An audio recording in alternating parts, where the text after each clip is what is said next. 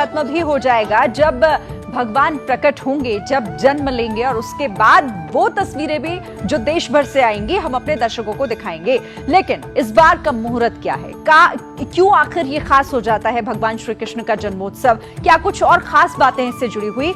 इस पर बात करने के लिए हमारे साथ एक खास मेहमान जुड़ गए हैं। आचार्य सतीश सद्गुरुनाथ जी महाराज हमारे साथ इस वक्त जुड़े हुए हैं। आचार्य जी, बहुत स्वागत है आपका एबीपी न्यूज पर। सबसे पहले तो जन्मोत्सव की आपको भी बहुत शुभकामनाएं। लेकिन मैं आपसे समझना चाहती हूँ, एबीपी न्यूज पर हमारे दर्शकों को बताइएगा, क्योंकि 5251वां जन्मोत्सव हम मना रहे हैं, इसकी खासियत क्या है, मुहूर्त क्या है, और कौन सी वो जरूरी बातें जो आज ध्यान में रखनी चाहिए?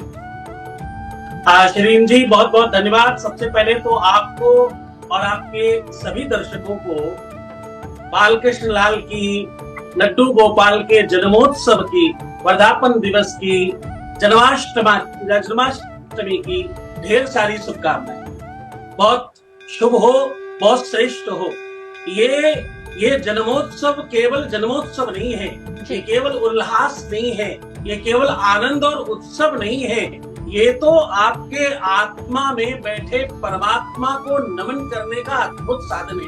ये 5151वां जो हम लोग जन्मोत्सव मना रहे हैं, ये आप निरंतरता में अगर ज्योतिषी आधार पर देखें तो इस वर्ष का योग, करण, नक्षत्र और तिथि ये बहुत अलौकिक है।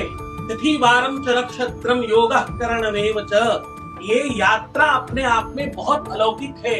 ये 700 सालों के बाद ऐसा अद्भुत संयोग आया है।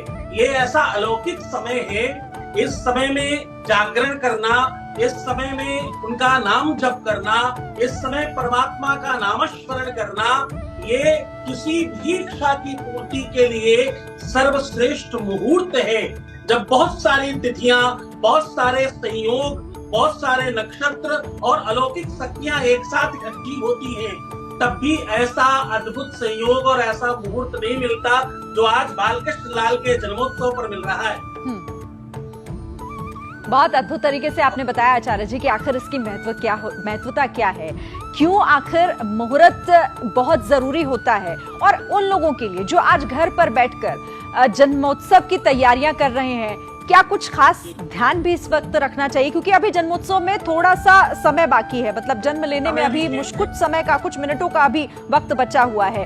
ध्यान करना चाहिए, किसी मंत्रोच्चार का अगर आप बताएं कि उसे करना चाहिए। जी, इसमें देखिए बहुत महत्वपूर्ण बात, पहले तो जब आप कहते हो कि मुहूर्त कितना महत्वपूर्ण है, मुहूर्त तो जीवन में बहुत, मुहूर्त का मतलब है जब तुम्हारे जीवन में किसी अलौकिकता का दर्शन हो जाए। जैसे आप काम रोज करते हैं, पर कभी कभी बड़ा अचानक, अनायास, बिना प्रयास के बहुत सिद्ध हो जाता है वो कार्य, बड़े आराम से हो जाता है और बड़ी श्रेष्ठता आप पहुंच जाते हो। इसी का नाम मुहूर्त है। तिथि वारम च नक्षत्रम योगः करणमेव च, ये 5-7 चीजें मिलकर के तिथियां बनती हैं। तिथि के बाद नक्षत्र, नक्षत्र के बाद योग, योग के बाद करण, और करण के बाद वो शुभ मुहूर्त का जन्म होता है। ये सामान्य संयोग नहीं है, ये बहुत स्पेशल और बहुत खास है। मैं आपको पद्म पुराण की एक बहुत महत्वपूर्ण बात बताता चलूं, फिर हम आपको आज क्या खास बात ध्यान रखने वाली वो बता रहे हैं। ठीक है।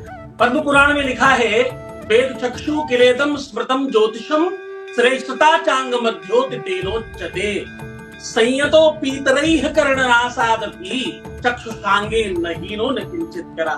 ये तिथियों से, ज्योतिष के संयोग से, जितनी सारी चीजें हम सब जानते हैं ना, उससे बहुत बड़ा विषय है। जब आप जन्मोत्सव की बात करते हैं, ये रामकृष्ण की भूमि है, यहाँ एक जन्म राम का हम मनाते हैं और आज हम कृष्ण का जन्मोत्सव मना रहे हैं। राम जन्मोत्सव में महल से वन की यात्रा है और यहाँ वन से महल की यात्रा है। यहाँ वृंदावन से प्रारंभ होकर के वन की तरफ हम लोग, वन से निकल करके महलों की तरफ जाते हैं, द्वारकाधीश बनेंगे आगे जा करके। तो ये जो व्यवस्था है, ये सामान्य लोगों को असामान्य करने की अद्भुत ताकत है इसमें धनवान होना हो, यशवान होना हो, कीर्तिवान होना हो, बलवान होना हो। अच्छा देखिए, अगर किसी को प्रेम चाहिए, वैवाहिक जीवन सुखमय चाहिए।